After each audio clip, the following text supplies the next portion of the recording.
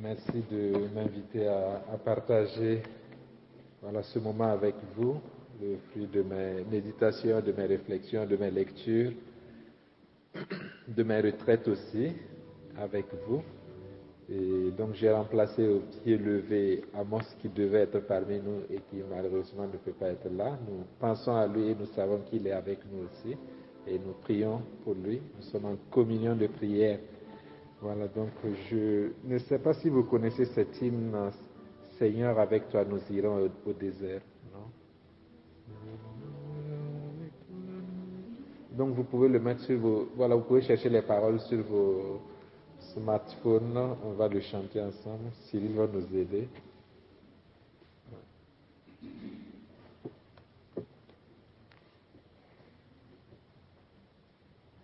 Mais auparavant, on va prendre Luc, on va écouter la parole de Dieu en Luc 4, le verset 1 à 13.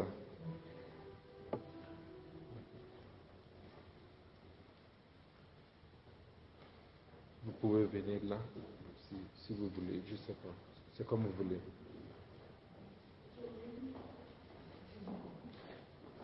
4, 1 à 13. Luc 4, 1 à 13. Jésus, rempli d'Esprit Saint, revient du Jourdain et il était mené par l'Esprit à travers le désert durant 40 jours, tenté par le diable. Il ne mangea rien en ces jours-là et, quand il fut écoulé, il eut faim.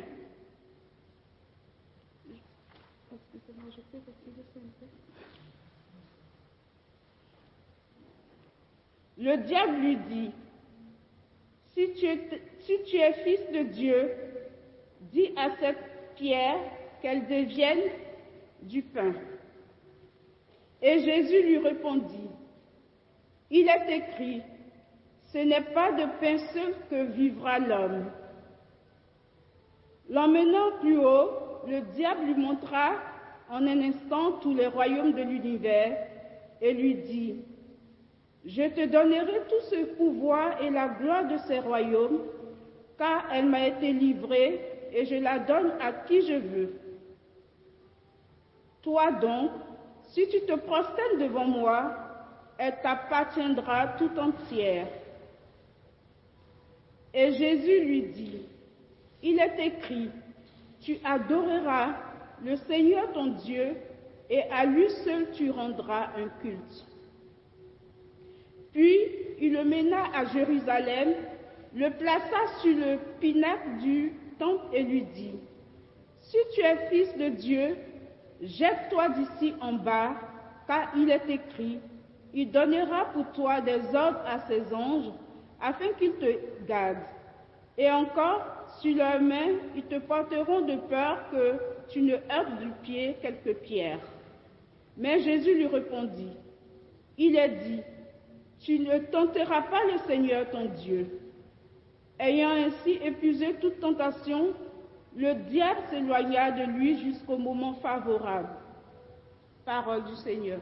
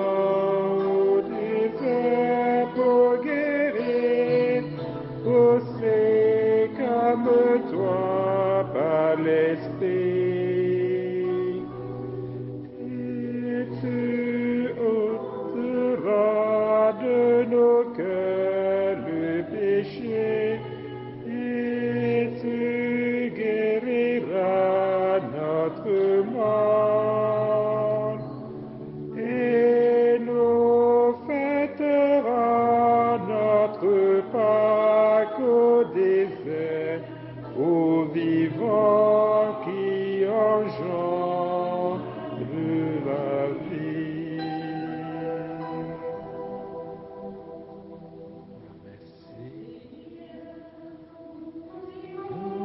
Au désert pour prier, poussez comme toi par l'Esprit.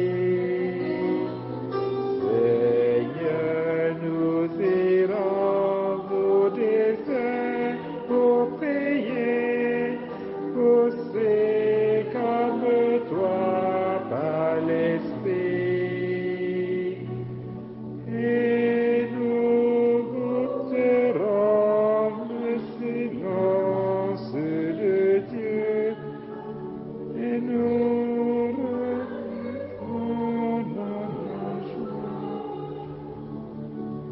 et nous fêterons notre Pâques au désert, nous irons dans la force de Dieu. Seigneur, avec toi, nous irons au désert. C'est le titre d'un hymne tiré de Carême. Il nous invite à une démarche spirituelle comme vous le faites maintenant à travers cette recollection, cette journée d'enseignement, de méditation, d'accueil de la parole de Dieu. Cette démarche n'a d'autre objectif que de nous aider à parvenir, nous aussi, à entrer dans l'esprit du temps de Carême. Et comme vous le savez déjà, le temps du Carême est un temps d'entraînement au combat spirituel, c'est-à-dire le combat de Dieu, le combat pour le bien, raison pour laquelle la collecte du mercredi des cendres nous dit ceci: accorde-nous, Seigneur, de savoir commencer simplement par une journée de jeûne notre entraînement au combat spirituel, que nos privations nous rendent plus forts pour lutter contre l'esprit du mal. Les temps que nous vivons avec la crise sanitaire mondiale nous invitent à prendre plus à cœur ce combat spirituel. La Covid, en frappant notre monde entier, y révèle le cauchemar éveillé que vivent nombre des hommes et de femmes de notre temps. Beaucoup rabâchent doctement que la vie ne peut se mettre sur pause, tout comme la terre ne cesse de tourner. S'immobiliser, ce serait renoncer à avancer et prendre ainsi le risque de mourir. Pour nous, chrétiens catholiques, l'existence d'un combat dit spirituel est une évidence.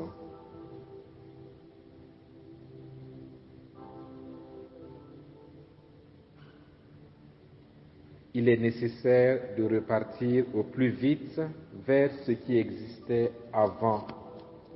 Pas de reprendre le vieil homme, mais vivre en ressuscité, homme nouveau malgré la faiblesse humaine, car l'expérience de Saint Paul, chacun de nous en fait à longueur de journée. Le bien que je veux faire, je n'arrive pas toujours à le faire. C'est le mal que je ne veux pas, c'est celui-là que je fais. Romains 7, verset 19. Saint Paul, dans sa lettre aux Éphésiens, souligne sans équivoque l'existence de ce combat de Dieu et de sa nature. Ce n'est pas contre des adversaires de sang et de chair que nous avons à lutter, mais contre les principautés, contre les puissances, contre les régisseurs de ce monde des ténèbres, contre les esprits du mal qui habitent les espaces célestes. Éphésiens 6, les versets 10, 11 et 12.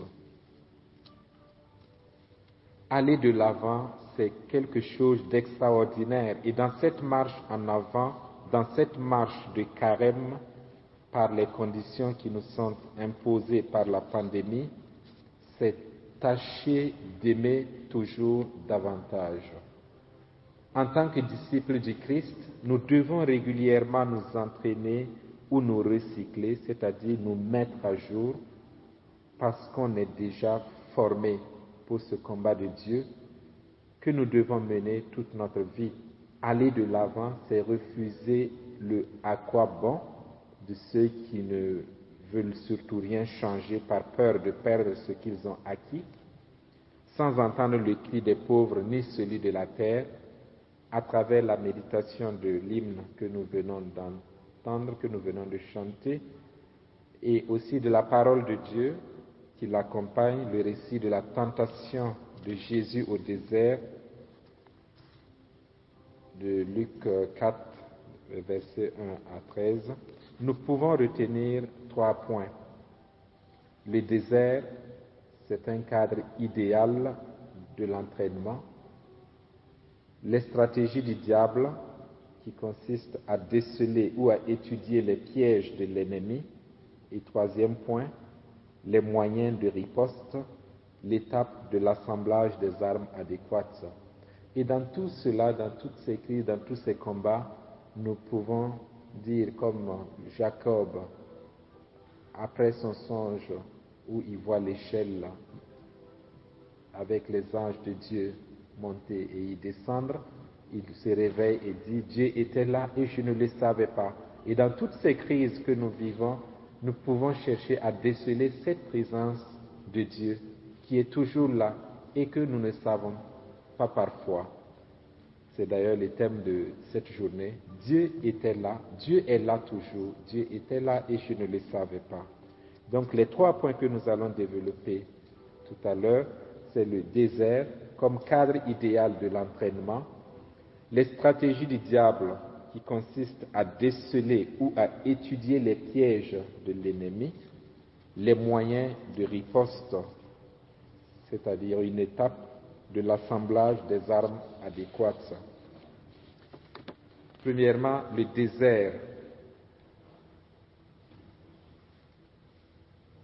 Pour une mission spéciale, comme le combat spirituel, il faut trouver un milieu idéal et du temps nécessaire pour se former. L'expérience du Christ, qui a l'habitude de se retirer dans le désert, nous enseigne que le désert est un lieu propice pour nous former.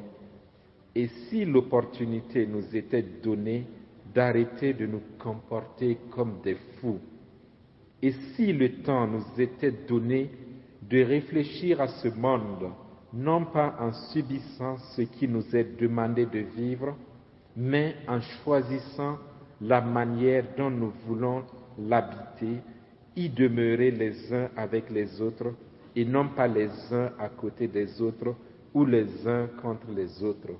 Dans toute situation, quelle que soit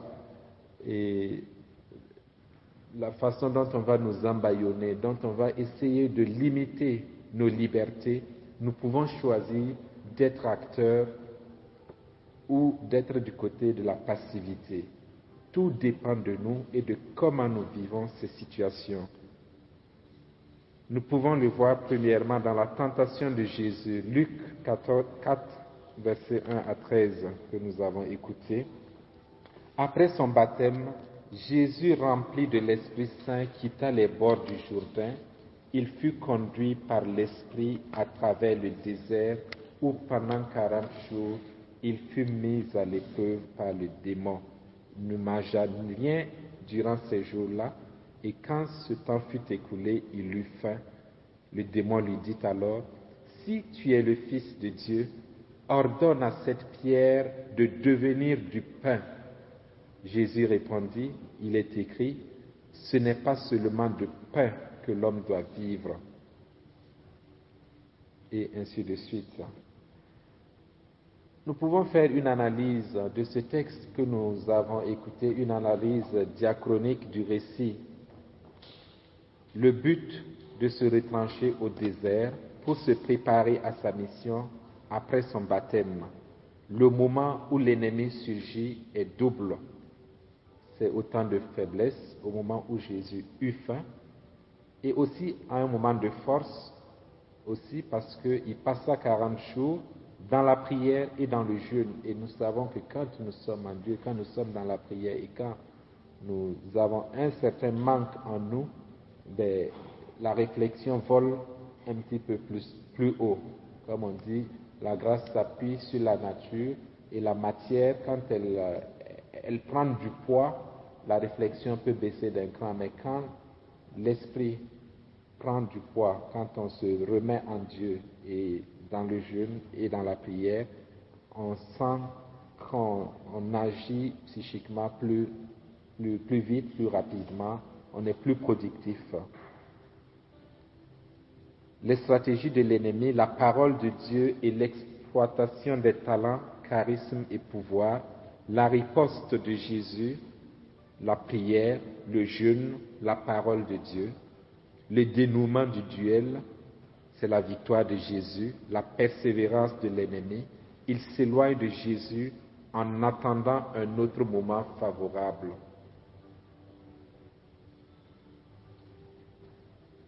Donc, nous avons aussi la notion du désert qui est très importante dans cette traversée. Et comme je disais, ce temps que nous vivons peut être considéré comme un temps de désert. Je parle de cette ambiance dans laquelle nous baignons, de crise sanitaire mondiale, peut être considéré comme un temps de désert. Et le terme désert vient de l'adjectif latin desertus, qui signifie inculte, sauvage, abandonné. À l'origine donc, le désert est utilisé pour évoquer les espaces qui n'ont ni été civilisés, ni mis en valeur par les sociétés humaines. Mais de jour, le désert peut prendre plusieurs connotations. Du point de vue physique ou géographique, le désert est un lieu solitaire, désolé, inhabité ou peu habité. Selon les écrits scripturaires, le désert est une terre que Dieu n'a pas bénie. L'eau y est rare, comme au jardin du paradis avant qu'il ne pleuve. Nous pouvons regarder cela en Genèse 2:5. La végétation est clairsemée, la vie est impossible. Isaïe 6, verset 11. Au niveau biblique, c'est dans le désert que naît l'alliance entre Dieu et son peuple. Moïse le traverse tout au long des grands récits des livres du Pentateuque, l'Exode, le livre des Nombres, du Deutéronome. Élie y connaît l'épreuve et la révélation, premier livre des rois au chapitre 19, Ismaël et sa mère en Genèse 2, David en 1 Samuel 23, où il est en train de fuir. Ils y trouvent refuge quand ils sont fugitifs. Il est aussi pour les prophètes le lieu de la purification et du ressourcement, en Osée 2, 16, Ézéchiel 20, 35, et c'est enfin du désert que surgit l'appel à la conversion avec Jean-Baptiste en Matthieu 3, verset 1. Le prophète Jérémie souligne un autre aspect du désert, la solitude. Il appelle le désert cette région desséchée, coupée de ravins, cette région de soif et d'angoisse où personne ne passe, où personne ne vit. En Jérémie 2, verset 6. Faire d'un pays un désert, c'est le rendre semblable au chaos originel, ce que méritent les péchés d'Israël d'ailleurs en Ézéchiel 6, 14, Lamentation 5, 18, en Matthieu 23, 38. En cette terre infertile habitent les démons, les satyres et autres bêtes malfaisantes. Ici comme ailleurs dans le texte biblique, le désert est un lieu marqué autant par l'absence de présence humaine que par l'absence d'eau. Bref, dans cette perspective, le désert, terre salée, s'oppose à la terre habitée comme la malédiction s'oppose à la bénédiction. Au niveau humain, de façon parabolique, le désert traduit la réalité d'une société où les personnes sont abandonnées, négligées, privées de l'aide et de la protection des autres, en particulier d'amis, de relations, comme un troupeau abandonné du berger. Donc là, ça doit nous parler tous aujourd'hui que nous sommes vraiment dans un désert où on voit des personnes qui sont abandonnées, seules, isolées, sans protection des autres, en particulier d'amis, de relations, comme un troupeau abandonné du berger. Troisièmement, nous avons la signification spirituelle du désert. Nous avons le désert extérieur et le désert intérieur. Le désert est un lieu où on apprend à s'abandonner à Dieu et faire confiance à la providence divine. Le premier correspond à l'aspect physique et réel et le second à l'aspect spirituel transcendantal. L'aspect spirituel peut se vivre dans un désert réel, comme on peut créer un cadre propice, se retirer dans un lieu inhabituel et calme, mettre en veilleuse nos activités quotidiennes pour dégager du temps rien que pour Dieu. Et c'est ce que nous faisons habituellement quand nous faisons une journée de recollection, de retraite, des journées de retraite, ou quand simplement nous prenons 1 heure, 2 heures dans la journée pour faire désert parce que nous voulons faire un break par rapport à nos activités qui vont très rapidement. Environnement qui nous semble imposé par la crise sanitaire, où le temps est souvent là, où le silence s'impose, mais que l'on n'ose pas accueillir. On n'ose pas s'ouvrir à l'inattendu. Sur le chemin qui les menait à Jérusalem, de Jérusalem à Emmaüs, 2 hommes se désespèrent, comme si le réel ne pouvait être autrement que violent et meurtrier, comme si les rêves n'accouchaient finalement que de mort. Les voici rejoints par celui dont ils n'osent plus rêver, dont tant on a cherché à les convaincre qu'il n'était rien. Il les enseigne et scelle sa présence en leur partageant le pain. Voilà, Dieu était là au milieu d'eux et ils ne le savaient pas. Ainsi donc, le rêve n'est pas le contraire du réel, il peut en être la condition. Le lieu du silence.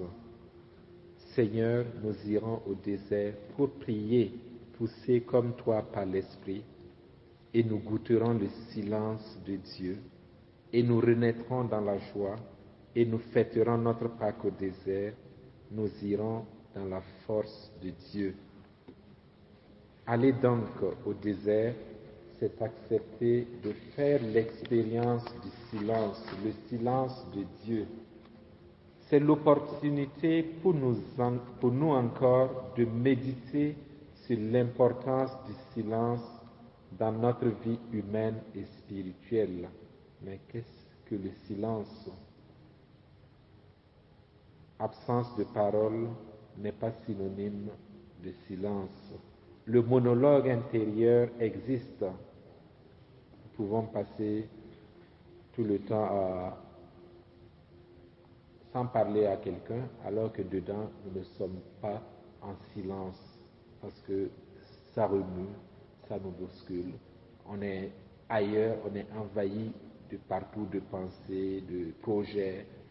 Et une sœur me demandait aussi un jour de lui dire comment faire pour ne pas être tout le temps distraite pendant ses oraisons. Je n'ai pas répondu sur le champ et elle n'a pas arrêté. De mon côté, je réfléchissais pour savoir comment répondre, puisque moi-même je suis dans les distractions.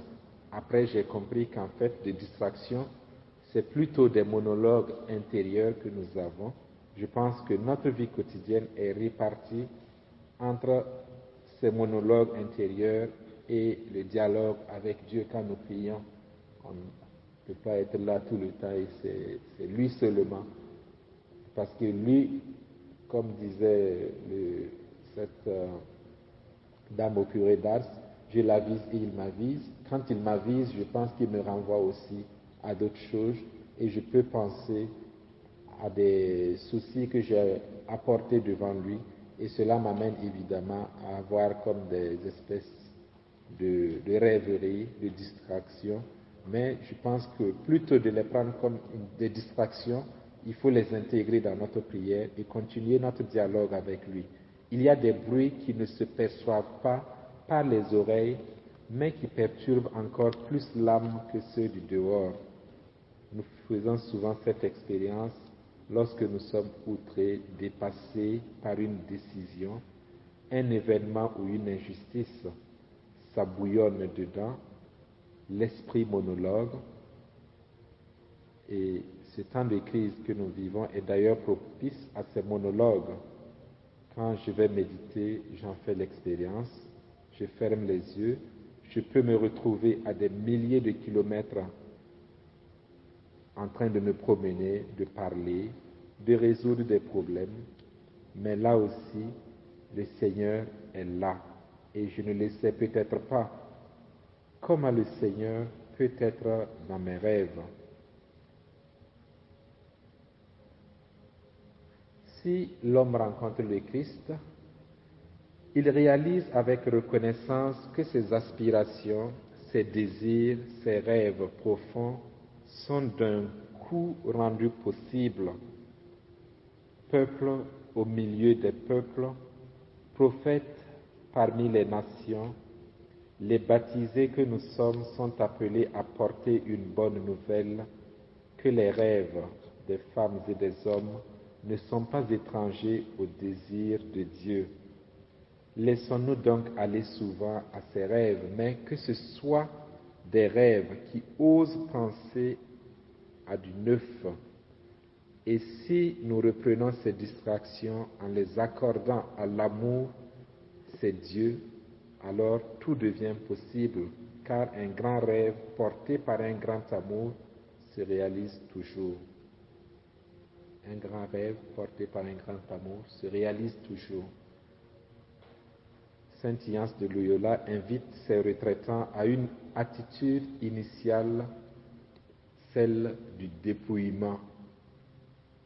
Pour entrer en oraison, il invite ses retraitants d'abord au dépouillement, à laisser à la porte tout ce qui peut être envahissant, se débarrasser de l'extérieur avec ses problèmes et ses préoccupations.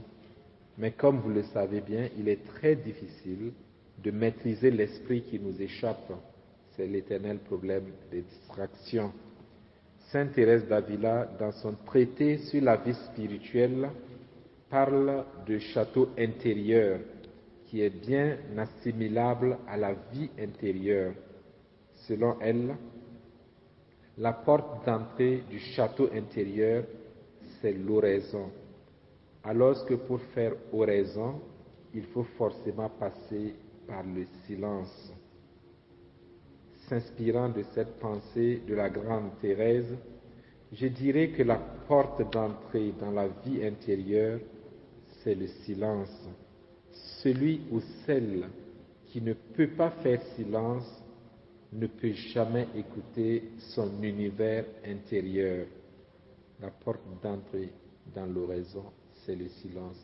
Si l'on ne peut pas faire silence, on ne peut pas écouter son univers intérieur.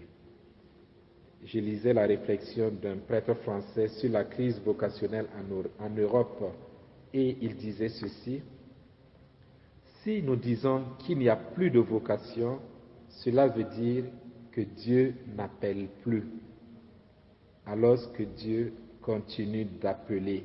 Mais le problème, c'est que nous sommes entourés d'un tourbillon de bruit torrentiel qui ne favorise pas l'écoute.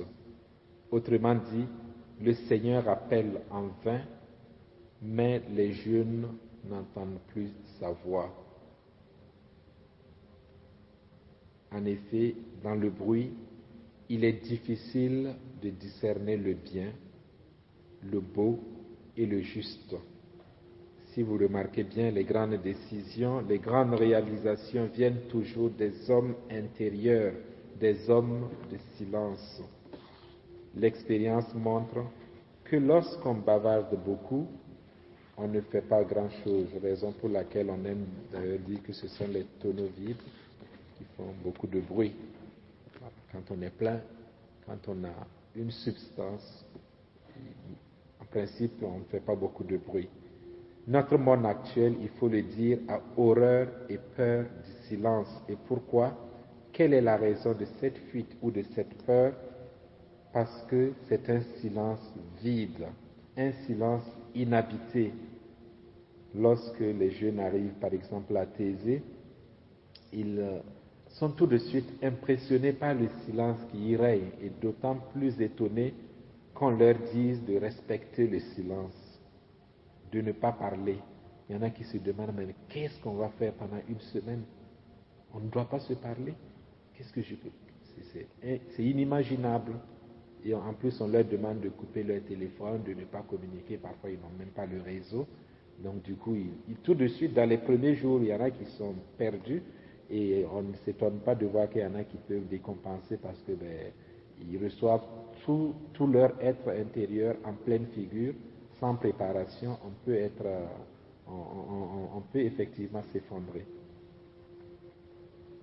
Ils expérimentent un silence tout autre, rempli de Dieu, alors qu'un silence vide nous plonge dans la solitude, et la solitude est un véritable mal pour l'homme, parce qu'il n'a pas été créé pour vivre dans la solitude.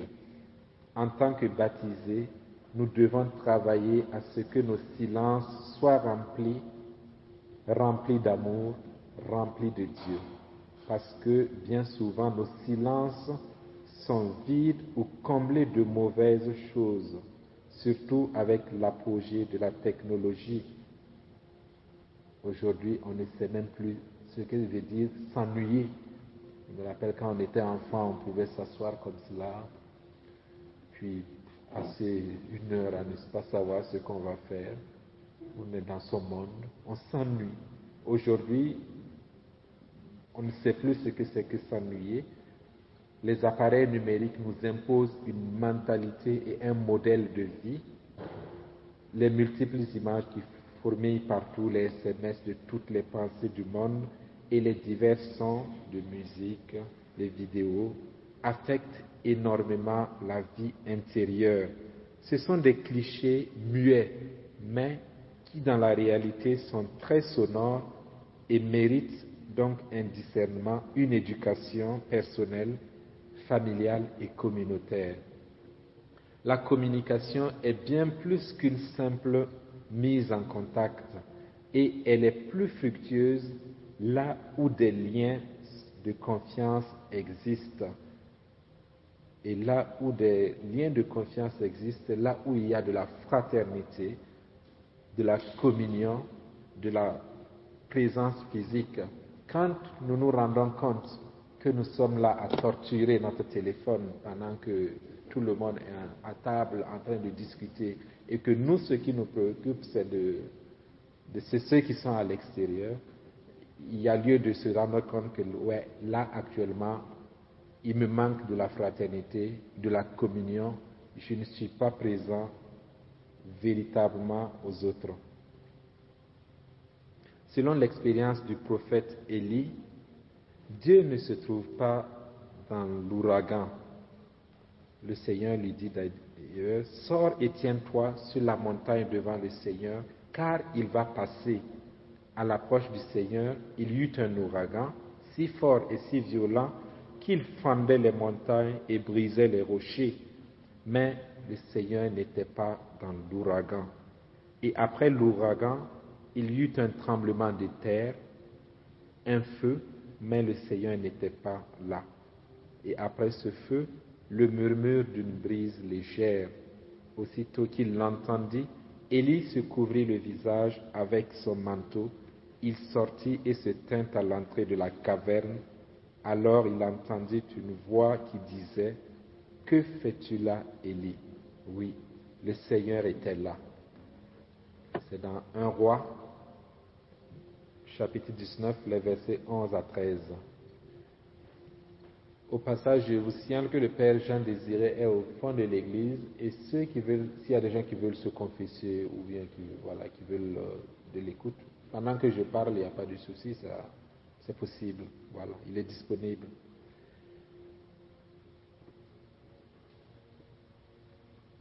Élie rencontre Dieu dans une brise légère. Le silence est le véritable espace où a lieu l'expérience de Dieu. Le lieu de la présence de Dieu. Selon que l'on est croyant ou païen, athée, l'expérience du désert peut avoir une double signification. Au-delà de l'épreuve que comporte en partie l'expérience du désert, le désert est pour le croyant un lieu de ressourcement et de rencontre avec Dieu. Dans le livre du prophète Osée, le Seigneur disait « C'est pourquoi je veux la séduire et la conduire au désert et je lui parlerai cœur à cœur. » Osée 2, 16. Dieu qui conduit son bien-aimé au désert pour lui parler cœur à cœur, car c'est le lieu qu'il a choisi. Osée 2, verset 16. On comprend pourquoi le passage du désert a été un événement important dans l'histoire du salut. Comme le désert est un lieu de la présence de Dieu, il devient un cadre favorable de la prière, de la rencontre personnelle avec Dieu.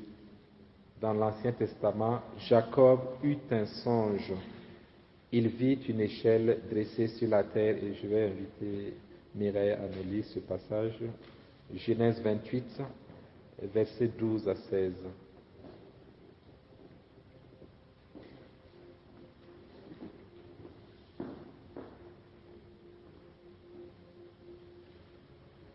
Il eut un songe.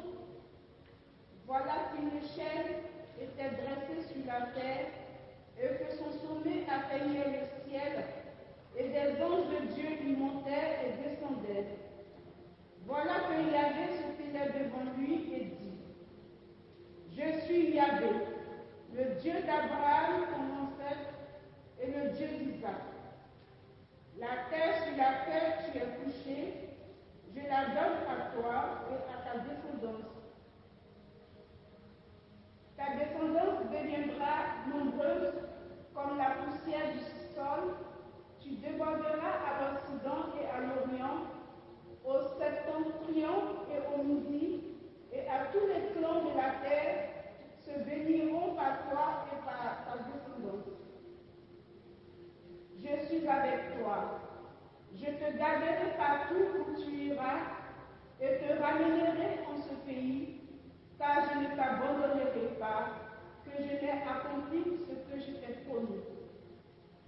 Jacob s'éveilla de son sommeil et dit, en vérité, Yahvé est en ce lieu et je ne le savais pas. Parole du Seigneur.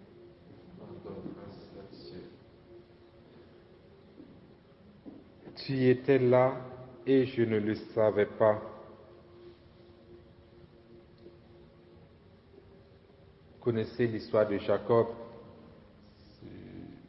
Vous la connaissez bien, Jacob qui trompe, qui vole, qui use, voilà, qui ruse, voilà, il fait tout. C'est de la bénédiction de son frère Ésaü qui, après s'être rendu compte que Jacob a volé sa bénédiction, son droit d'aînesse, et jure de le tuer.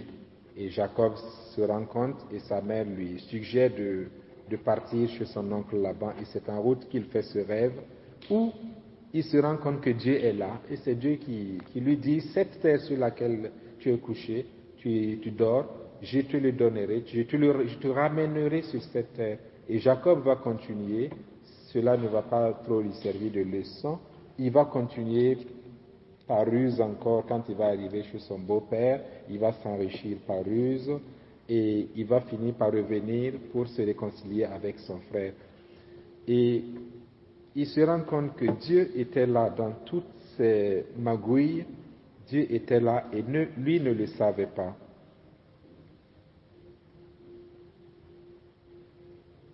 Voilà une parole qui peut résumer bien certaines rencontres extraordinaires avec des témoins de l'Esprit. Dieu est souvent là, dans le hasard de nos rencontres, mais nous ne le voyons pas. Il faut vraiment que l'Esprit Saint fasse tomber les écailles de nos yeux. Reste à savoir quelle est mon échelle de Jacob, comment je me connecte à lui, à Dieu. Quand le Seigneur nous confie une mission, il ne faut pas avoir peur, il faut s'abandonner, c'est-à-dire avoir le courage de nous détacher de notre œuvre apostolique, un détachement qui n'a rien à voir avec un je m'en foutisme amer, c'est juste l'humilité de nous sentir, de nous tenir à notre place. Parfois, on peut vouloir nous confier une autre mission, mais nous sommes tellement plus dans celle que nous avons actuellement que nous nous disons, c'est pas possible qu'on me retire ça, personne ne pourra mieux faire que moi. Et là, ça coince, ça résiste, alors que le Seigneur nous veut pour autre chose. Avoir l'humilité de nous tenir à notre place. Nos efforts sont bons et voulus par Dieu, mais Dieu est Dieu, nom de Dieu, disait Clavel. Comme le dit le bon pape Jean XXIII, qui n'arrivait pas à dormir la première nuit après son élection au siège romain. Il arrive et puis il se demande comment ça va se passer. Et il dit, il se finit par se dire, Angelo, ce n'est pas toi le patron, c'est Dieu. Alors, dors sur tes deux oreilles. Et là, il retrouve le sommeil. Le Père Marie-Eugène de l'Enfant Jésus, Carme, maître en matière d'oraison, reconnaît ceci. On ne saurait oublier l'influence de l'Eucharistie de Jésus sacramenté.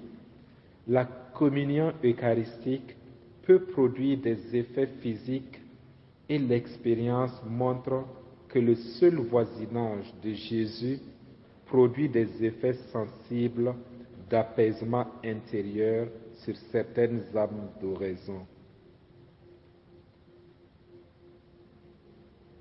Le seul voisinage de Jésus produit des effets sensibles d'apaisement intérieur sur certaines âmes d'oraison. Quand nous nous sentons contrariés, quand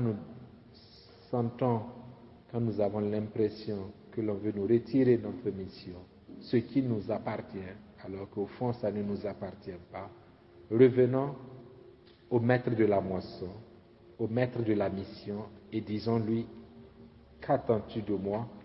Si c'est ta volonté, soit je vais y aller, mais toi avant moi, que tu me précèdes.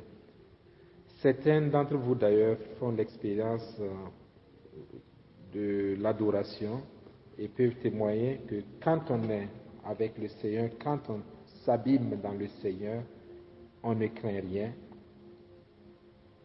C'est un véritable bol d'air après des années ou des moments d'errance, dans la fatigue permanente, dans les épreuves et l'épuisement continu.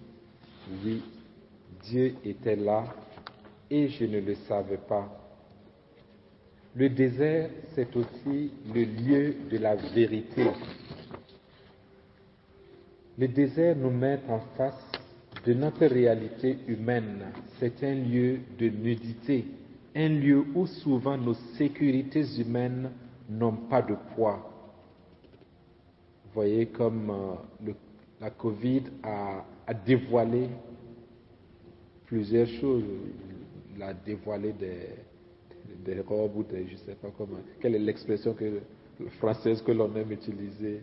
Voilà, ça nous a montré jusqu'où notre humanité est fragile et jusqu'où aussi la cruauté humaine peut aller et jusqu'où on peut être aussi égoïste.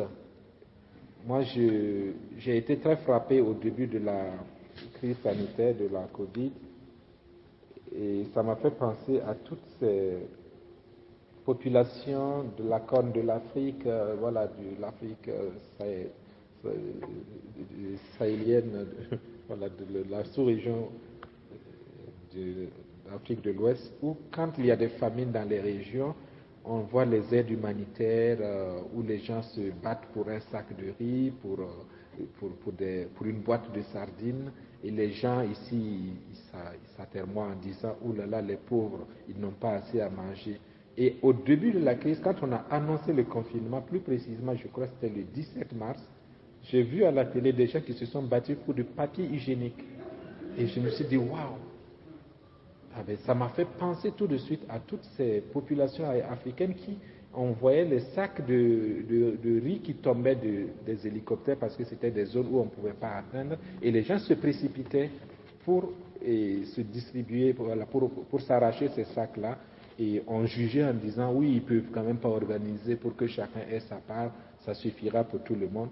Je dis non, ça m'a fait penser qu'en fait, l'homme est l'homme, et la situation, c'est les circonstances qui créent l'homme en fait, et qui montrent jusqu'où on peut aller, et que ça n'appartient pas à une classe sociale ou à une classe raciale, mais tous, dans des circonstances comme celle-là, on peut se battre pour du papier hygiénique.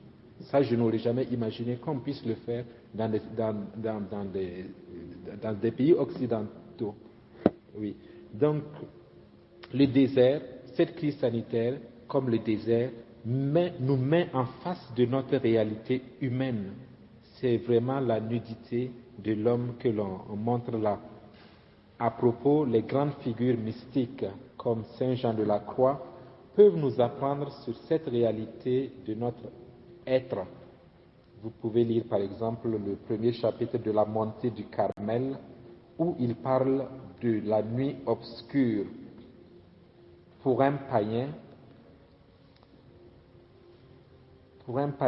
le découragement, donc je reviens au désert comme lieu de vérité.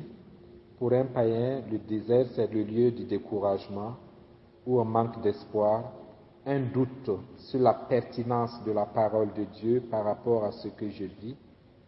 C'est l'échec, on refuse d'affronter la réalité, d'affronter un deuil, une déception, un échec cuisant. C'est le lieu de la solitude. On peut aussi être individualiste. On refuse, on se révolte. Lieu de l'épreuve, de l'incompréhension, une épreuve douloureuse de la vie où l'on ne comprend plus rien, où l'on ne sait pas quelle direction prendre, comme c'est maintenant. Quand on voit tous les politiques qui interviennent, quand on prend du recul et on y réfléchit, on se rend compte que personne ne peut dire avec certitude, en avril, on sera à tel niveau. Donc, c'est une épreuve douloureuse de la vie où l'on ne comprend plus rien, où l'on ne sait plus pas quelle direction prendre. On est révolté, on refuse d'assumer sa nature, sa limite. Le désert aussi, c'est le lieu de la tentation, de la mort, un temps d'aridité, d'épreuve.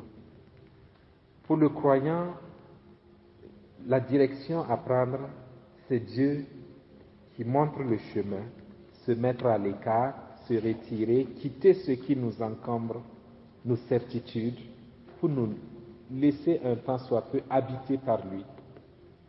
Écouter l'Esprit Saint qui parle, cela nous permet d'écouter la vie, de goûter à la source, de nous sanctifier. C'est la voie d'ailleurs, c'est la voie par excellence.